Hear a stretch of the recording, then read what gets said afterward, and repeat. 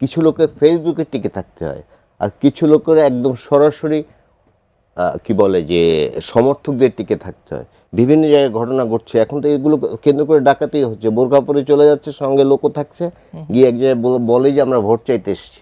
আমার সঙ্গে একজন টক শোতে বলেছেন ভেস্তে কিন্তু দাঁড়িপাল্লা থাকবে। একটা নির্বাচনী প্রচারণাতে অংশ নিতে যে মমতাজ আপা যা বলেছেন, নিশ্চয়ই তার প্রেক্ষাপটে আপনার কিছু বলার আছে। আমি আমার প্রশ্নটি করে রেখেছি।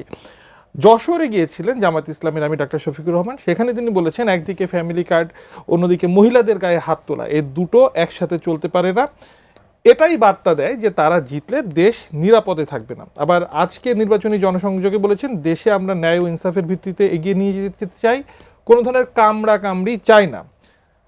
এখন জামায়াতের নারী সমর্থক এমনকি তালিমের সাথে যারা জড়িত তাদের উপরেও হামলার অনেক ধরনের অভিযোগ আসছে। এটা কি তাহলে বাস্তবতা? নির্বাচন যত ঘনিয়ে আসছে বিএনপির সমর্থকরা সহিংস হয়ে উঠছেন? না না, একদমই সহিংস হয়ে ওঠার তো সুযোগই নেই। এবার নির্বাচনটি ভিন্ন পরিবেশে হচ্ছে, ভিন্ন অবস্থায় হচ্ছে, কারণ মানুষ 15.5 বছর ভোট দিতে পারেনি। একটি জেনারেশন ভুলে গেছে যে ভোট কি জিনিস, তারা কিন্তু ভোট দেওয়ার জন্য মুখে আছে। আর একটি ছোট্ট দেশে 18 কোটি মানুষ, 13 কোটি প্রায় ভোটার, টুকটাক সংঘর্ষ হবে। এর আগে আমি একটু বলে নিই যে উনি একটু বলেছেন যে তারেক সাহেব মিথ্যাচার করেছে, এটি একদম অবাস্তব, অপ্রত্যাশিত। জামাতের মেন্টাল মেকআপে এরকম, জামাতের মানুষ যারা দেখবেন যে ফেসবুকে মনে হয় যেন পুরো পৃথিবী দখল করে ফেলছে। হ্যাঁ, মানে ভোটের অভাব নাই।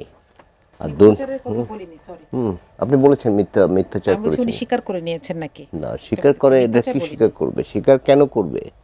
আপনি আরেকটি বলেছেন দুর্নীতির চ্যাম্পিয়ন। দুর্নীতির চ্যাম্পিয়ন হচ্ছে 2001 সালে, তাই না? বিএনপি ক্ষমতায় আসে, বিএনপি জামাত জোট। তো 2000 সালের কার্যক্রম নিয়ে তো চ্যাম্পিয়ন হয়েছে। তো 2000 সালে কারা ক্ষমতায় ছিল? এটি এখন নির্বাচন সামনে রেখে অনেকে স্বপ্ন দেখছে, বড় বড় স্বপ্ন, যত মিথ্যাচার, যত প্রোপাগান্ডা, নানা কিছু ফেসবুকে করতেছে, মূলত করতেছে ফেসবুকে বেশি। আপনি একটা কোনো কথা বলবেন যেগুলো সব ঝাঁপাই পড়বে। আপনি মুক্তিযুদ্ধের কথা বলবেন, আপনার ট্যাগ দিয়ে দেবেন। ফেসবুক বা সামাজিক গণমাধ্যমগুলোতে বিএনপি কেন এটার কাউন্টার দিতে পারছে না? বিএনপির প্রয়োজন মনে করে। বিএনপি একটা মহাসমুদ্র, কিছু লোকের ফেসবুকে টিকে থাকতে হয়, আর কিছু লোকের একদম সরাসরি কি বলে যে সমর্থকদের টিকে থাকতে হয়। বিএনপি জনসমাবেশ করে, অনেক দল করে কর্মী সমাবেশ। জামাতের পক্ষ থেকে বলা হচ্ছে যে তাদের নারী কর্মীদের কেউ, এমনকি আজকে নাহিদ ইসলাম তিনি বলছেন যে তাদের নারী কর্মীরাও হামলা শিকার হচ্ছেন। কোথায় হামলা শিকার হচ্ছে শুনি বারবার। ঠিক আছে, শিকার কোথায় হচ্ছে আপনি দেখছেন না, অন্তত ফেসবুকে আমি তো দেখছি না। এবং আপনি দেখুন যে এই যে মিরপুরে যে ঘটনা ঘটেছে, বিভিন্ন জায়গায় ঘটনা ঘটছে, এখন তো এগুলো কেন্দ্র করে ডাকাতেই হচ্ছে। বোরকা পরে চলে যাচ্ছে, সঙ্গে লোকও থাকছে, গিয়ে এক জায়গায় বলে যে আমরা ভোট চাইতে এসেছি। ভোট চাইতে এসে পরে ডাকাতি করে চলে যায়। এরকম 2-1টা ঘটনা কিন্তু চোখে পড়েছে আমাদের। তো এরকম, এটা তো ঠিক না। এবং 1 বছর 5 তারিখের পরে এটা শুরু করেছে, মানুষের কাছে আইডেন্টিটি কার্ড চাচ্ছে, মানুষের কাছে বিকাশ নাম্বার চাচ্ছে। এটা তো নির্বাচনী আচরণবিধির সম্পূর্ণ লঙ্ঘন। কিন্তু এগুলো তো হচ্ছে, আমরা জানি। এবং আরেকটি কথা, আমি জানি না কারা এগুলো করতেছে। বলা হচ্ছে বেহেশতের টিকিট বিক্রি করা হচ্ছে, এবং কেন্দ্রীয় নেতা পর্যন্ত বলা হচ্ছে। এবং একজন আমার সঙ্গে একজন টক শোতে বলেছেন বেহেশতে কিন্তু দাঁড়িপাল্লা থাকবে।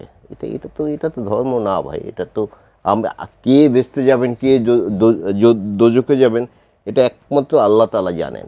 কিন্তু আমরা এগুলো কিন্তু বলে বেড়াচ্ছি, মানুষকে নানা ধরনের লোভ দেওয়া হচ্ছে। সেটা তো ঠিক না। এগুলো তো মানুষের ধর্মীয় আবেগ নিয়ে এগুলো বিক্রি করে আমার যে কোনো উপায়ে ক্ষমতা যেতে হবে। আমি ইসলামী দল করি, আবার আমি চাই যে এই যে বাংলাদেশে ব্যাংকিংয়ের সুদ ব্যবস্থা আছে, এর মধ্যেই দেশ চালাতে হবে। কিন্তু রাতারাতি তো চেঞ্জ করা যাবে না। আমি একবার বলছি যে আমরা শরিয়া আইন করব বাড়ি বাড়ি গিয়ে, আবার আমি বলছি কোথাও যেখানে সুবিধা যেটা, যে আমি প্রচলিত আইনে দেশ চালাবো। এগুলোতে এত দ্বিচারিতার দরকার নাই তো। একটা গণতান্ত্রিক পরিবেশে আমরা যেতে চাই, এবং সেটি যেতে হলে একমাত্র মাধ্যম হচ্ছে এখন নির্বাচনটা সুষ্ঠুভাবে হতে হবে। এই যে ব্যাকবাইটিংকে সামনেও বলছে, অনেক সমালোচনা করছে, অনেক কথা হচ্ছে, অনেক কিছু বলছে।